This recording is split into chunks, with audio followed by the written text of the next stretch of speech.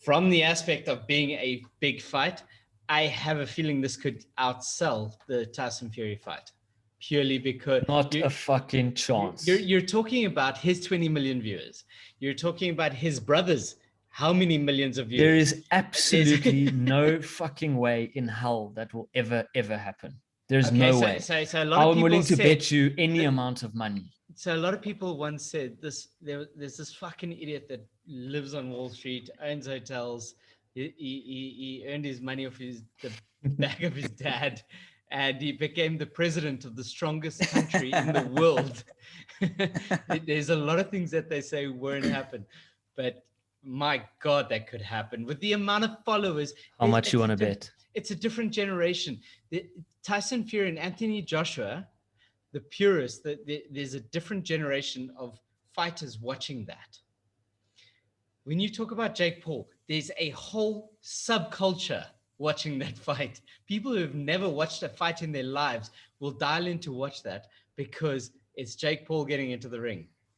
Yeah. It's insanity. It's you're gonna have that overlap of Jake Paul fans, boxing fans. That's the beauty of what's happening here. Sorry, I just almost knocked my computer off. So this is another case of McGregor versus Mayweather. You've got someone who is let's look at the Mayweather fight. You have someone in McGregor who's probably one of the best mixed martial artists in the world, and he's a striker. Okay, he's a striker. He's a boxer. He comes from a boxing background. He started in boxing. Then you've got Mayweather, who is a specialist in boxing. Now, obviously, to a lesser degree, let's look at Jake Paul and Ben Askren. Ben Askren is a mixed martial artist, again, royalty. But Jake Paul is a specialist. He's been focusing on boxing training, fighting different people. I'm with Craig. I think Jake Paul will take this only because of his because he's been specializing in boxing and he's been really, really training for that. And like you said, he's got hands, man. He's quick. So in a wrestling match, in an MMA match, Ben takes it. In a boxing match, Jake Paul takes it, I think. In terms of which is going to do better, I don't know. I think I can categorically tell you right now. I'm of the opinion that Jake Paul Ben Askren might outsell Tyson. Illusions of grandeur. Jay, I like that opinion. Just think of this. You've got the boxing world dialing in because they're like, fuck this. This cannot be happening.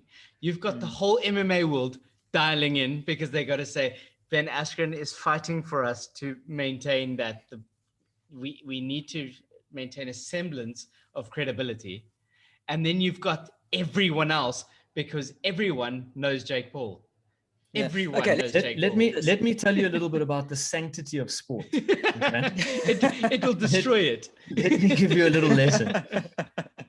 Now, the previous YouTube fights that they've had with Jake Paul's brother Logan Paul and KSI, which was the first of its kind, which Eddie Hearn promoted, right? Anthony Joshua's promoter with Matchroom Sport, Matchroom Boxing promoted. And it did very, very well. A lot of people tuned in to watch, right? It was a pay-per-view success. But it was absolutely nowhere near the top pay-per-view performances of all time, right? And that was bigger. That was a bigger thing. Like the Logan Paul KSI boxing match, because it was the first of its kind, two YouTubers, professional YouTubers going up in a professional boxing match against each other. The build-up to that was huge for like 3 months. I didn't watch it. I didn't even end up watching it because, to be fair, I couldn't give a shit about these two YouTubers. Like, to me, they're not boxers, they're not fighting. So that's part of why I'm so adamant about this is based on history. It didn't come close. It's a non-starter, right? It's a pseudo sporting event. Now, okay, you've got Jake Paul, who has proven himself to be, you're not going to watch a complete moron fucking around in the ring, right? He's got something. Plus, he's fighting against a mixed martial artist who is world famous. So fair enough, I give you that. But again, the boxing world is not tuning into this match. People from our generation and below us, yes, but that's what percentage of that is in terms of the entire boxing demographic? What the percentage does it make up? Right? I would argue not more than 50%. So the boxing world is not tuning into this. They've watched Conor McGregor versus Floyd Mayweather. You know, they've seen a few of these kind of crossovers now. They're not tuning into this. I can guarantee you that. And even if they did, you're talking about going up against the biggest boxing match in recent history. Let me quantify this for you. The 3 biggest pay-per-views in combat sports history. All right. The third one was Khabib Nurmagomedov versus Conor McGregor. That was an MMA fight in the UFC.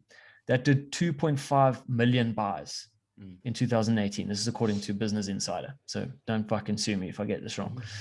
The second highest pay-per-view event of all time, or pay-per-view buys, was Floyd Mayweather versus Conor McGregor, right? Which did 4.3 million buys in 2017. That was a boxing match. The biggest fight to date in combat sports history is still Floyd Mayweather versus Manny Pacquiao in 2015, which did 4.6 million buys. Right now, if you go through the top 10, they're all professional fights against between professional fighters. Logan Paul and Jake Paul are in the top 50, so they're there. People are watching, right? 20 million subscribers on YouTube. You know, that's not a fucking game. He only needs, but it doesn't come conversion close. rate. It doesn't come close to a true sporting event between 2 true athletes.